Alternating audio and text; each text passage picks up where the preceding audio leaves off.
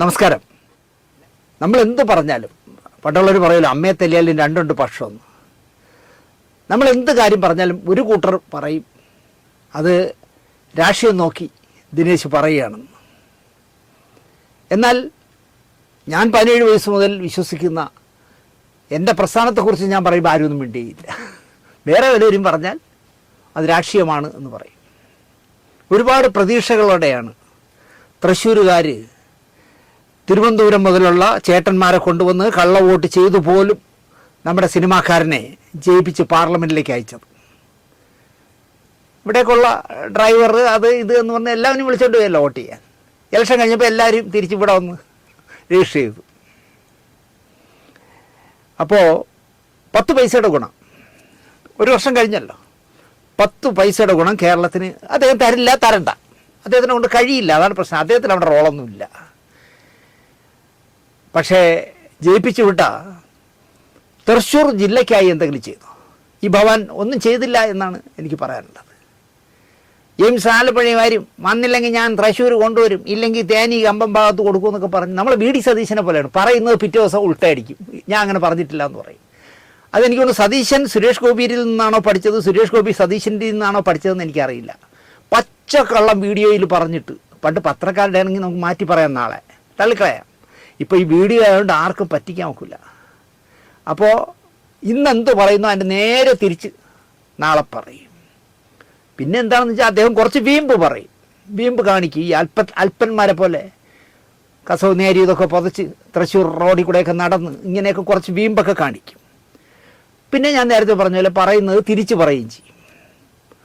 365 ദിവസം ഒരു വർഷത്തിലുണ്ടെങ്കിൽ അതിൽ 300 ദിവസത്തിൽ കൂടുതലും അദ്ദേഹം കേരളത്തിലെ കലുങ്കുകളിലും കുളത്തിലും പിന്നെ സദ്യ വിളമ്പുന്നിടത്തുമൊക്കെയായി സ്റ്റേറ്റ് കാറിൽ കറങ്ങും. അല്ലാതെ കേന്ദ്രമന്ത്രി സഹമന്ത്രിക്ക് അവിടെ ഒരു ചുക്കുമില്ല, ഒരു ജോലിയില്ല എന്നുള്ളതാണ് സത്യം. മറ്റേ മോനെ മറിച്ച മോനെ എന്ന് വായിൽ നിന്ന് വികട സരസ്വതി വിളമ്പും. ഒരു മന്ത്രിയല്ലേ, മാതൃകയാകേണ്ട ആളല്ലേ, മാന്യമായി സംസാരിക്കണ്ടേ? ഇപ്പോൾ കേരള നിയമസഭയിൽ മാണിയുടെ ബജറ്റ് അവതരിപ്പിക്കുന്ന ദിവസം ശിവൻകുട്ടി മുണ്ടൊക്കെ മടക്കി കുത്തി സ്പീക്കറുടെ ഡയസിലേക്ക് ചാടിക്കയറി വാച്ചൻപാടുകാർ പൊക്കിക്കൊണ്ട് പോവുകയൊക്കെ ചെയ്തു. പക്ഷേ അദ്ദേഹം കഴിഞ്ഞ 5 വർഷമായിട്ട് ഇവിടെ മന്ത്രിയാണ്. ഒരു സഭ്യമല്ലാത്തൊരു വാക്കെങ്കിലും അദ്ദേഹം പറയാറുണ്ടോ? അതൊരു മന്ത്രി എന്നൊക്കെ പറയുമ്പോൾ സത്യപ്രതിജ്ഞ ലംഘനങ്ങൾ ചെയ്യരുത്, അല്ലെങ്കിൽ ആളുകളുടെ മുന്നിൽ പരിഹാസ്യരാകരുത് എന്നാണ് എനിക്ക് പറയാനുള്ളത്. എന്തെങ്കിലും മണ്ടത്തരം പറയുകയും അത് ട്രോളായി വന്ന് നിറയുമ്പോൾ തിരിച്ചു പറയും ഞാൻ അങ്ങനെ പറഞ്ഞിട്ടേ ഇല്ല, ഞാൻ അങ്ങനെയല്ല ഉദ്ദേശിച്ചത് എന്ന് പറഞ്ഞുകളയും. ഇപ്പം തന്നെ മറ്റേ മോനെ വരുവട എയിംസ്, മറ്റേ മോനെ എന്നൊക്കെ വിളിച്ചിട്ട് ഇപ്പോൾ പറഞ്ഞു ഞാൻ അങ്ങനെയല്ല വിളിച്ചേ, മോനെ വരുവട എന്നാണ് പറഞ്ഞതെന്നാണ് ഇപ്പോൾ പറയണേ. അതിന് മറ്റേ ആ മഞ്ഞൾ ശോഭയുടെ സപ്പോർട്ട്. എൻ്റെ അമ്മ എന്നെ പഠിപ്പിച്ചത് ശവമേന്ന് വിളിച്ചാലും അൻപോടെ വിളിക്കണം എന്നാണ് എന്നെ പഠിപ്പിച്ചത്. കഴിഞ്ഞ ഒരു വർഷത്തെ ഇദ്ദേഹത്തിൻ്റെ നാവിൻ്റെ സ്ലിപ്പ് മാത്രം വെച്ച് ഒരു എപ്പിസോഡ് ചെയ്യാൻ ഞാൻ എല്ലാം തയ്യാറാക്കി വെച്ചതാ. സത്യം പറയാണ്, ഇപ്പോഴുണ്ട് എൻ്റെ കയ്യിൽ വീഡിയോകളെല്ലാം എടുത്ത് ഞാൻ സൂക്ഷിച്ചു വെച്ചിട്ടുണ്ട്. ഇദ്ദേഹം എന്തെല്ലാം നാക്കുകൊണ്ട് പറഞ്ഞു, പിന്നെ എന്തെല്ലാം തിരുത്തി കലിങ്കിലിരുന്ന് പറഞ്ഞു എന്നുള്ളത്. പിന്നെ എനിക്ക് തോന്നി എന്തിന് അതുകൊണ്ട് ഞാൻ വേണ്ടാന്ന് വെച്ചു. കാരണം പണ്ടുള്ളവർ പറയും നായ നടുക്കടലിൽ പോയാലും നക്കിയേ കുടിക്കുമെന്ന്. വാവച്ച് കുടിക്കില്ല. അതിനോട് നമ്മൾ പിന്നെ ഉപദേശിച്ചിട്ട് കാര്യമൊന്നും ഇല്ലാന്ന് തോന്നി. ഒന്നും സംഭവിക്കാനില്ലാത്തതുകൊണ്ടാണ് ഞാൻ ആ എപ്പിസോഡ് ചെയ്യാത്തത്. ശിവരാത്രി മഹാപരിക്രമ ഔദ്യോഗിക പരിപാടി എന്നാണ് മാതൃഭൂമി പറഞ്ഞിരിക്കുന്നത്. ഔദ്യോഗികമാവണം എങ്ങനെയെന്ന് എനിക്കുണ്ടോ ശിവരാത്രി? ഇനി അതുമൊക്കെ ഔദ്യോഗികമായോ? ശിവരാത്രി, ദീപാവലി, വിഷു എല്ലാം ഔദ്യോഗികമാക്കിയൊന്നും എനിക്കറിയില്ല. മാതൃഭൂമി പറയുന്നു ഔദ്യോഗികമാണ്.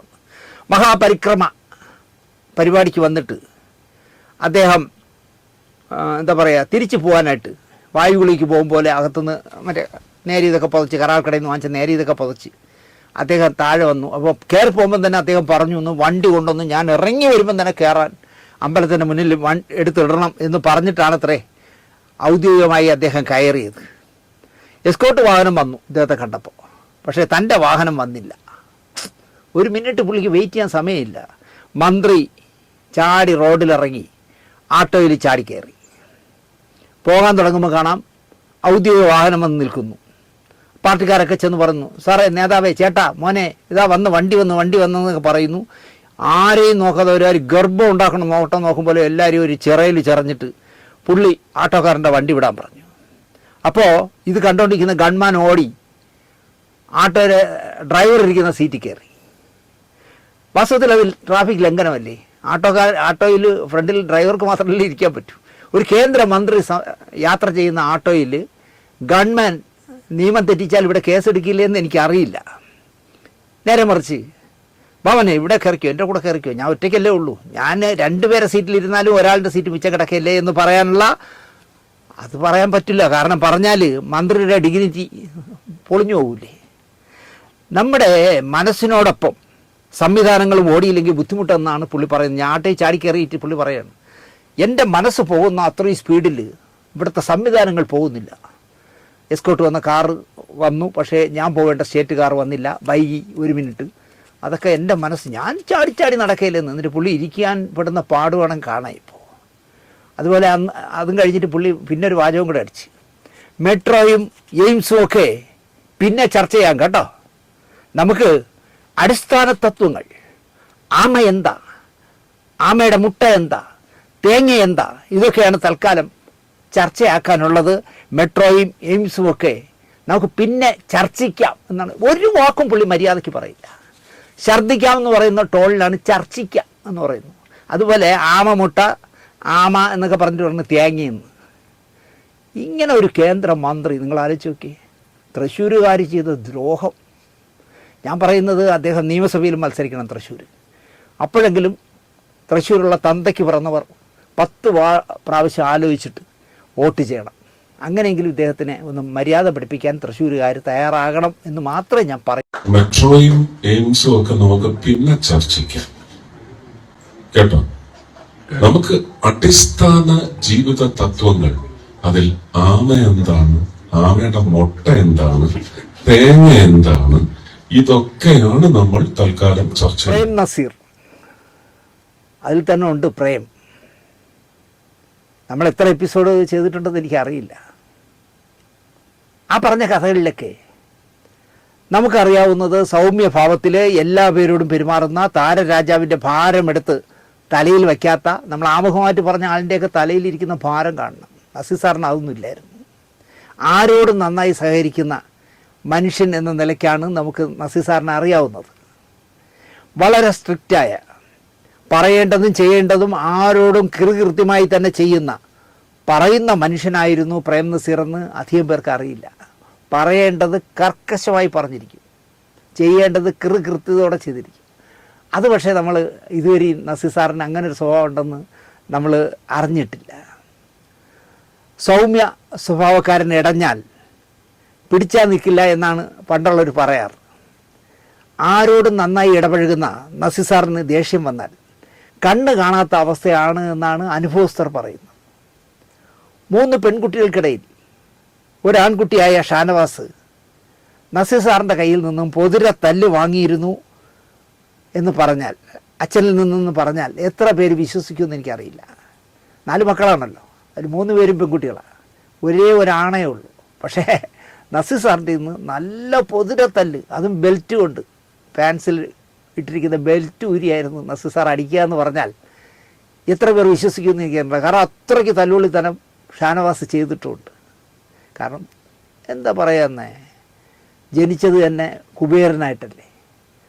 ആദ്യത്തെ 2 പെൺകുട്ടികളെ വേണമെങ്കിൽ അദ്ദേഹം മാറി മാറി താമസിച്ച വീടുകളിലൊക്കെ താമസിച്ചിരുന്ന സമയത്തൊക്കെയാണെന്ന് പറയാം. പക്ഷേ ഷാനവാസക്കായപ്പോൾ അദ്ദേഹം പണം കായ്ക്കുന്ന മരമായി മാറിയില്ല. അപ്പോൾ ഷാനവാസിൽ അല്ലല്ല എന്തെന്നറിയാത്തതുകൊണ്ടായിരിക്കണം ചെറിയ കുഴപ്പങ്ങളൊക്കെ ഒരുപാട് മദ്രാസിൽ കാണിച്ചിട്ടുണ്ട്. 3 പെൺകുട്ടികൾക്കിടയിൽ ഒരു ആൺതരിയായ ഷാനവാസ് ഈ പൊതിര തല്ല് വാങ്ങും എന്ന് കേട്ടപ്പോൾ സത്യത്തിൽ എനിക്ക് അതിശയമാണ് തോന്നിയത്. 2-3 ആഴ്ചത്തെ ചിത്രീകരണവുമായി കേരളത്തിലോ മറ്റ് സംസ്ഥാനങ്ങളിലോ പോയി മടങ്ങുമ്പോൾ ഷാനവാസിനെ പറ്റി ഒരു കുന്നു പരാതി ഉണ്ടാവും അദ്ദേഹത്തിന് കേൾക്കാൻ. ഒന്നും അറിഞ്ഞിട്ടില്ല എന്ന ഭാവത്തിൽ പുറത്തു നിന്നും ഷാനവാസ് വന്നാൽ ആദ്യം ചോദ്യം ചെയ്യലും പിന്നെ ബെൽറ്റൂരി ശിക്ഷ നടപ്പിലാക്കി ചെയ്യുന്നതായിരുന്നു നസീർ സാറിൻ്റെ പതിവ്. ചെയ്ത കുറ്റങ്ങൾ ഷാനവാസ് തമാശ പോലെ പറയുമ്പോൾ നമ്മളറിയാതെ, കേട്ടോണ്ടിരിക്കുന്ന നമ്മളറിയാതെ മൂക്കത്ത് വിരൽ വെച്ച് പോകും. എല്ലാം കൃത്യമായി നസീർ സാറിനെ വള്ളി പുള്ളി തെറ്റാതെ പറഞ്ഞു കൊടുക്കാൻ വിശ്വസ്തരായ സ്പൈ ടീം തന്നെ ഉണ്ടായിരുന്നു എന്ന് പറയാം. അദ്ദേഹത്തിൻ്റെ ഏറ്റവും മനസാക്ഷിയായ ആളുകൾ തന്നെയാണ് നസീർ സാറിനെ അറിയിക്കുന്നത്. സാറേ, ഇന്നലെ ഷാനവാസ് ഇങ്ങനൊരു വേല കാണിച്ചു, നസീർ സാറേ ഷാനു ഇങ്ങനൊരു വൃത്തികേട് കാണിച്ചു എന്നൊക്കെ പറഞ്ഞ് കൃത്യമായി അദ്ദേഹം വരുമ്പോഴേക്കും പറഞ്ഞു കൊടുക്കാൻ നല്ല സത്യസന്ധരായ ആൾക്കാരെ പുള്ളി വച്ചിരുന്നു. ഒരിക്കൽ നസീർ സാറിൻ്റെ വിശ്വസ്തനായ CN കൃഷ്ണൻകുട്ടി എന്നോടൊരു കഥ പറഞ്ഞു. ഇന്ത്യയിൽ ഇറങ്ങുന്ന ഏത് കാറ് വേണം എന്ന് ഷാനവാസ് ആവശ്യപ്പെട്ടാലും അപ്പോൾ വാങ്ങിക്കൊടുക്കുമായിരുന്നു നസീർ സാർ. ചെറുപ്പമല്ലേ, എന്തോ പ്രശ്നത്തിനൊടുവിൽ ഒരു അടിപിടി കേസിൽപ്പെട്ട് ഷാനവാസ് പോലീസ് കസ്റ്റഡിയിലായി. ഇതൊക്കെ പറയുമ്പോൾ നിഷേധിക്കാൻ ഇപ്പോൾ ആളുകൾ വരും.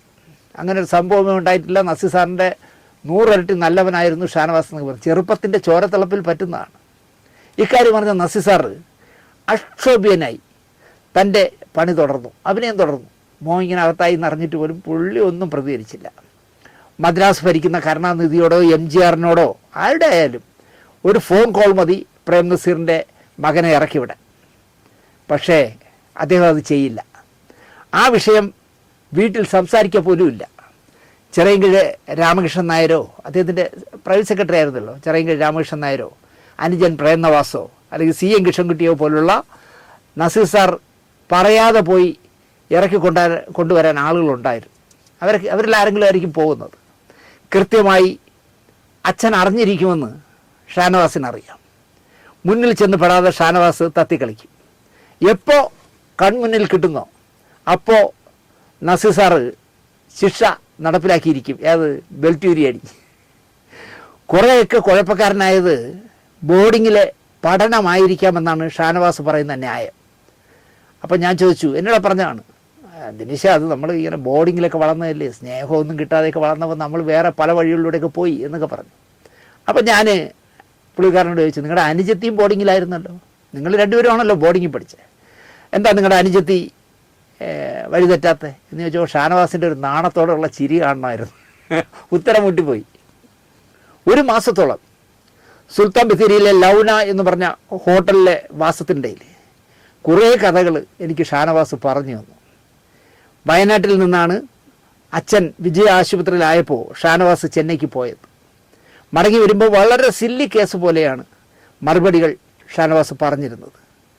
കാരണം എനിക്ക് ഉറപ്പാണ് ഷാനവാസ് സ്വപ്നത്തിൽ പോലും കരുതിയിരുന്നില്ല അച്ഛൻ ഈ അസുഖത്തോടുകൂടി ഈ ലോകം വിട്ടു പോകുമെന്ന് അയാൾ കരുതിയതേയില്ല. വളരെ സില്ലിയായിട്ടാണ് അയാൾ പറയാറ്. ചെറിയ പനി എന്നൊക്കെ പറഞ്ഞ് ഇങ്ങനെ പോകുമായിരുന്നു. നമ്മൾ ഷാനവാസിൻ്റെ കഥ പറയാനല്ല തുടങ്ങിയത്, നസീർ സാറിൻ്റെ കാർക്കശ്യത്തെപ്പറ്റി പറയാനാണ്. ഷാനവാസിൽ തുടങ്ങി എന്നേ ഉള്ളൂ.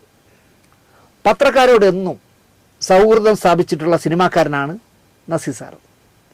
അവർക്ക് മാസശമ്പളം പോലെ ഒരു തുക കൃത്യമായി നൽകിയിരുന്നു ആ വലിയ മനുഷ്യൻ.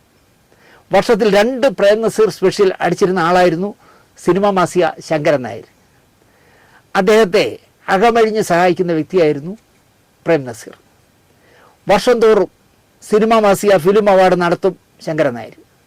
എല്ലാ വർഷവും കോട്ടയത്ത് നടത്തുന്ന അവാർഡ് ദാനത്തിലെ മുഖ്യ അതിഥി പ്രേം നസീർ ആയിരിക്കും. എങ്കിലേ ആൾ കയറും. അത്ര ആത്മാർത്ഥ ബന്ധമുള്ളവരായിരുന്നു നസീർ സാറും ശങ്കരൻ നായർ, സിനിമാ മാസിക ശങ്കരൻ നായരും. ആ ശങ്കരൻ നായർക്ക് പടേന്ന് ഒറ്റയാടി കവിളത്ത് കൊടുത്തയാളാണ് പ്രേം നസീർ. അങ്ങനെ പറഞ്ഞാൽ ആരെങ്കിലും വിശ്വസിക്കുമോ എന്ന് തന്നെ എനിക്കിപ്പോഴും സംശയമുണ്ട്. ഒറ്റ അടി അടിച്ചു കൊടുത്തു. കോട്ടയത്ത് ആയിരക്കണക്കിന് ആളുകളുടെ നടുവിലിട്ട്. സിനിമാ മാസികയുടെയും ചിത്രരമ വാരികയുടെയും പത്രാധിപരാണ്. നല്ല രാഷ്ട്രീയ ബന്ധമുള്ള ആളാണ്. നസീർ സാറിനോട് വലിയ അടുപ്പമുള്ള ആളാണ്.